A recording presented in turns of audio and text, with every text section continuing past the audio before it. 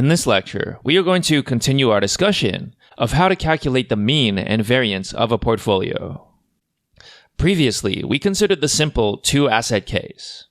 In this lecture, we'll move on to the more general case where we can have D assets. But before we do that, I want to show you an interesting observation that we can make about the two-asset case. As you'll see very soon, in finance, an important plot is the risk-return plot. In fact, we saw this earlier in the financial basics section.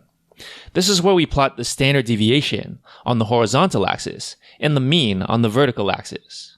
As an exercise, we can consider what kind of shape this plot would have for varying values of W.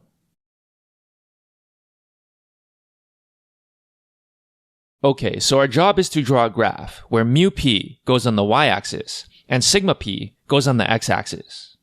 Let's begin by writing down the expressions we found for mu p and sigma p squared. The next step is to essentially eliminate W. Remember, we are trying to find sigma squared p as a function of mu p or vice versa. We can do so by rearranging the equation for mu p. The first step is to expand out the 1 minus W term. The second step is to move mu2 to the other side and factor out the W on the right side. The third step is to isolate W. So as you can see, W is just a proportion between mu p minus mu2 and mu1 minus mu2. The next step is to replace W into our expression for sigma p squared. As you can probably tell, this would get quite messy. You're encouraged to try it yourself on paper if you're not convinced of what I'm about to tell you, but you should be able to see it by intuition only. Basically, you can see that if we plug in our expression for W, which is linear in mu p, the highest order term we will get is mu p squared. So we'll have terms which have mu p squared, terms which have mu p linear, and terms which don't have mu p at all. Therefore, this is a quadratic equation in terms of mu p. We'll have sum a times mu p squared, plus sum b times mu p, plus some constant c. What we can see from this is that, if we were to plot sigma p squared versus mu p, we would get a parabola. However, we don't usually plot sigma p squared, we usually just plot sigma p. In this case, we would get a hyperbola, which as an exercise you can verify on your own.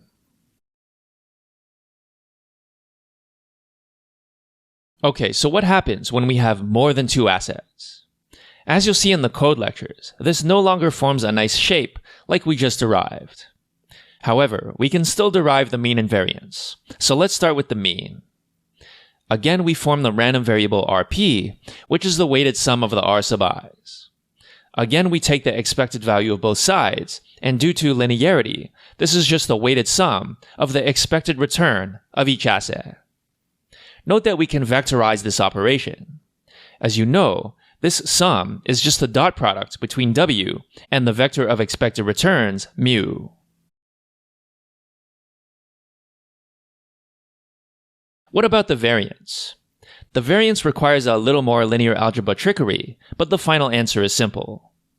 Let's, as usual, start with just the definition of the portfolio variance. It's the expected value of Rp minus mu p all squared. However, Rp is just the dot product between W and the vector of returns R, and mu p is just the dot product between W and the vector of expected returns mu. Note that I've actually switched around the terms in the dot product. So I've written mu transpose W instead of W transpose mu. Remember that the dot product is commutative, so this is allowed. It might not seem clear why we're doing this now, but it will. The next step is to remember that the square is equal to the squared magnitude, which is the same as taking the dot product between a vector and itself.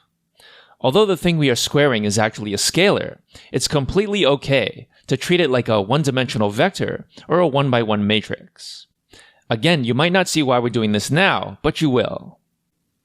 So we can split up the square by saying it's just the thing being squared, dotted with itself.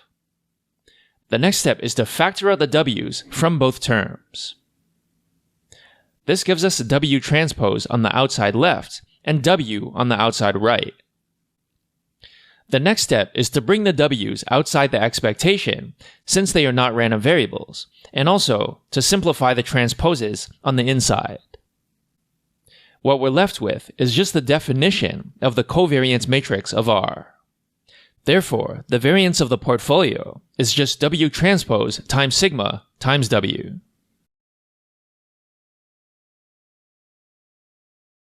Okay, so to summarize the past few lectures, here's what we did. First, we described all the components of a portfolio that are relevant for modern portfolio theory. These are the weights, which must sum up to 1, the return of each asset, their mean vector, and their covariance matrix. We derived the mean and variance for the two-asset case, which gives us a parabola when we plot the variance against the mean for varying values of W. Note that we do not actually plot the variance, so the shape that we will see is not exactly a parabola. Next, we derive the mean and variance for the D-asset case, which gives us matrix expressions for the mean and variance of the portfolio. These will be used in all the following code lectures when we talk about mean variance optimization, the Sharpe ratio, and so on.